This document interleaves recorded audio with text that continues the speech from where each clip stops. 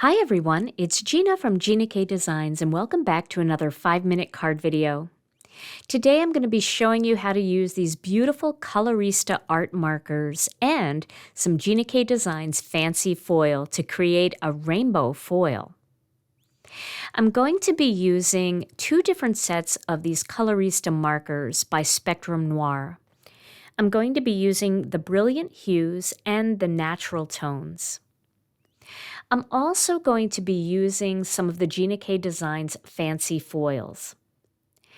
Now I'm using the sparkling silver fancy foil and I already have it cut in half.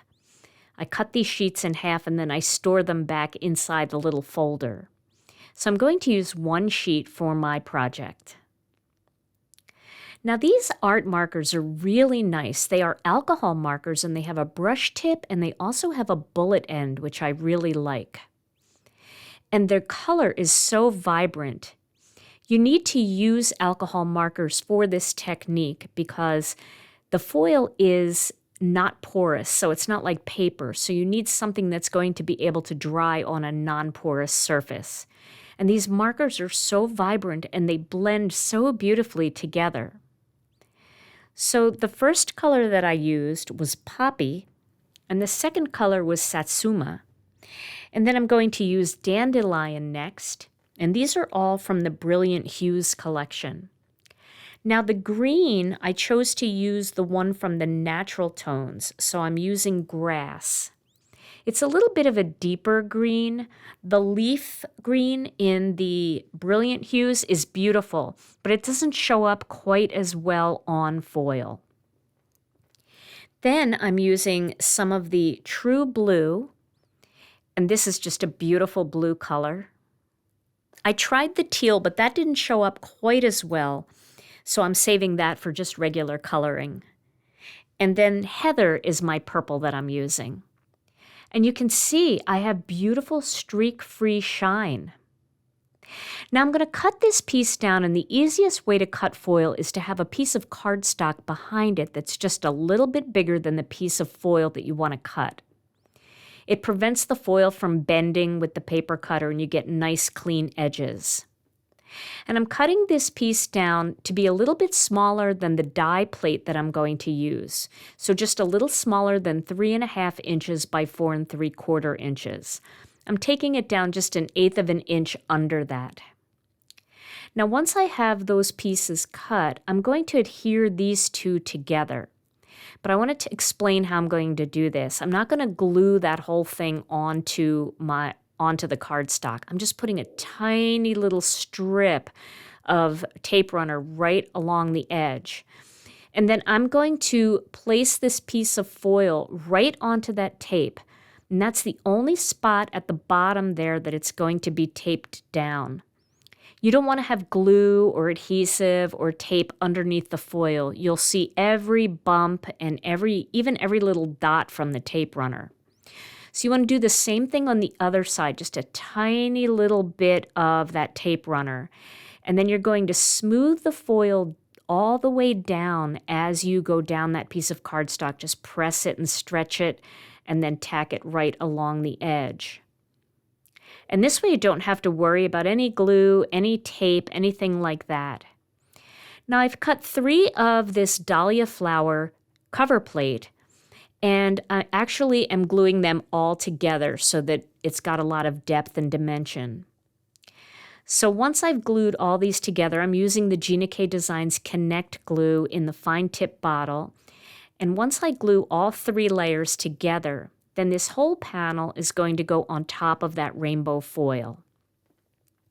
And I'm going to adhere it to the rainbow foil just by putting tape runner around the edge. And you'll see that here. So I'm just putting a little tape runner around all 4 edges. I don't have to worry about anything in the middle. It's going to be nice and flat because it's thickened up by having the 3 layers. And then I'm going to lay that on top. I'm just rubbing any excess tape runner off the edge. And so once I pop that on top, you can see how beautiful that is, and it lays nice and flat. Then I adhered the whole thing onto a black layer and onto a white card base. Now that's beautiful just like it is, but I'm going to add some detail. So I'm using some press and seal, and I'm going to cut a piece just a little bit smaller than a quarter sheet of cardstock.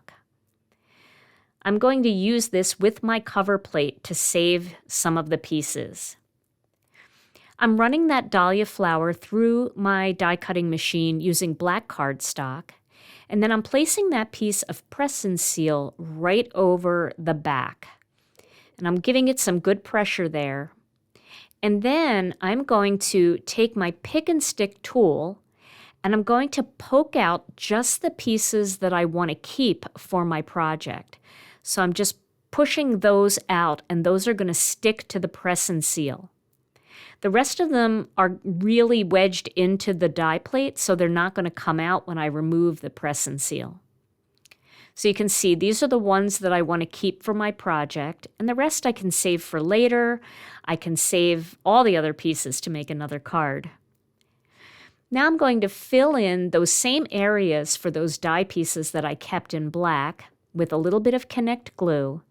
And then, like a puzzle, I'm just going to pick those pieces off of the press and seal and drop them into place. By using the press and seal, you know which piece goes with which opening because they're a little bit different. Like every piece isn't going to fit into every spot that looks similar. And so once I get these all glued into place, what this is doing is accenting the flower part of this cover plate. But it's not covering everything up, so you're still going to see all of that beautiful rainbow foil shimmering through on the open spots. This is actually a really fun and very peaceful, calming activity. And you can see how pretty that looks.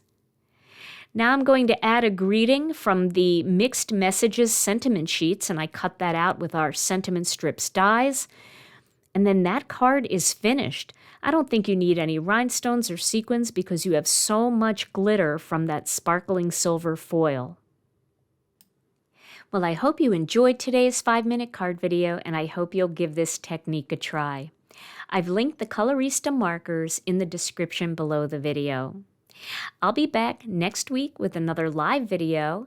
I'll be back Tuesday night at 7 p.m. Central Time and Thursday at noon Central Time. And then I'll be back next weekend with another 5-minute card video. Until then, stay safe and healthy. Love you all, and I'll see you again real soon.